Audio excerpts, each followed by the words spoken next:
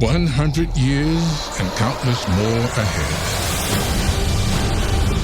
Join us in celebrating every story. Let's take a look at the final DCEU movie before the announcement of a reboot, Black Adam. Starring Dwayne "The Rock" Johnson as the title role as the character who wanted to play for so long and finally got his debut in 2022, in which he is the father of the original champion, but then it goes up back to the present because Adriana made Shazam. And Black Adam is a very tough and menacing character who destroys anyone who goes up his way in very awesome ways. Whenever he uses super speed, more like when he does fly with and kill someone or attack someone with super speed, it's actually pretty awesome. Like, this is probably his most toughest role in terms of the way he portrays and fights as this character. But then in the present, he meets up a family, Adriana and his son, and the kid in this movie is trying to make Black Adam give him more feel of the modern world by giving him a catchphrase, trying to make him a hero. And then he meets up with the Justice Society, consisting of Hawkman, Dr. Fate, Cyclone, and Atom Smasher, which I do enjoy in this movie. Dr. Fate is this interesting character who sees the future and tries to help Hawkman with this vision. And Pierce Brosnan does a good job playing the character. And his powers is pretty cool too. Hawkman is this very awesome rival to Black Adam who tries to convince not to kill people, but then become close during their final battle with Sabak, who I thought was an okay villain. I've seen better villains in the DCEU. This was not one of the better ones outside of the way he destroys Dr. Fate. And this design does look cool, to say the least. And Atom Smasher is quite funny due to being kind of a little quirky and much younger than the other ones. And of course, he kind of resembles Deadpool in terms of his mask. And Cyclone is an interesting character. She doesn't interest me, but she's fine. But I do like her powers. And I do like the costumes in this movie. Everyone, like the main character is Black Adam, the Justice Society, and of course Superman later, does have very accurate costumes. Like Black Adam has this black suit with lightning bolt, and then at the end he has the same but with gold boots and arm pads. And Dr. Fate has this accurate blue and gold outfit.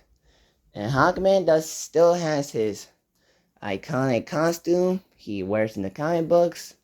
Cyclone looks similar in terms of the pictures I've seen, and same goes with Atom Smasher. So I give praise to the costumes. They look awesome and perfect. And I think this is probably the best visuals in the DCEU movie. It looks amazing in terms of the conduct world, both the past and the present versions. It looks amazing in terms of the way it was built. Like, they did a good job making these city conduct. But in terms of how the cinematography looks, it does look pretty cool, especially when you see the actors on screen. It's very legit to see. It's very, very awesome. And they had some funny moments, like the sarcasm joke between Dr. Fate and Black Adam. It's quite funny. Like I said, the action in this movie is awesome. This is probably Dwayne Johnson's most awesome role because of the way he beats up these crooks and bad guys. Especially with the super speed. He is one beast. You don't want to mess up with. And when he fights the Bach, though he teams up with Hawkman to stop him. It's actually pretty legit. And the way he destroys his seat after feeling does not work for him, it's kind of funny and awesome to see. So, yeah, the action, thanks to Dwayne "The Rock" Johnson, is very amazing. And of course, we have the post-credit scene in which Black Adam talks to Amanda Waller, and Waller tells him about there are people like him on this planet, and Black Adam says, "There's no one on this planet that can stop me." But Waller's like, "Are you sure?"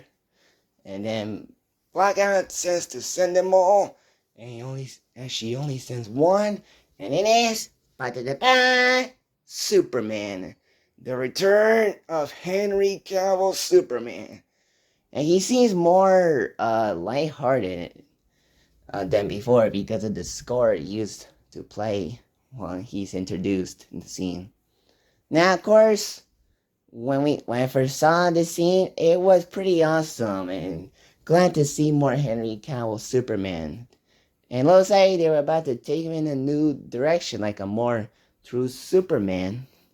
But now with James Gunn taking over and rebooting everything, including Superman, who will now be played by David Cornsweet, it's just a post-credit scene. Like, it's just your typical sequel baiting post-credit scene. But other than that, Black Adam is like very, very legit, awesome movie to watch. Probably because of the action. And I do like Black Adam's backstory. Like, he had his son become the champion, and he sacrificed his life for him and becomes Black Adam. And he gives us his powers when he talks his backstory to Hawkman, and then later gets his powers back thanks to Dr. Fate. That's a good change to Black Adam in terms of why he's doing this, in terms of being a beast and having revenge. And I do like how how Black Adam doesn't like talk usually. Like, he didn't speak that much. Though he does have a lot of dialogue, but not like full on lines. Just a little bit. He's just one tough dude. So, yeah, so that is my look on Black Adam.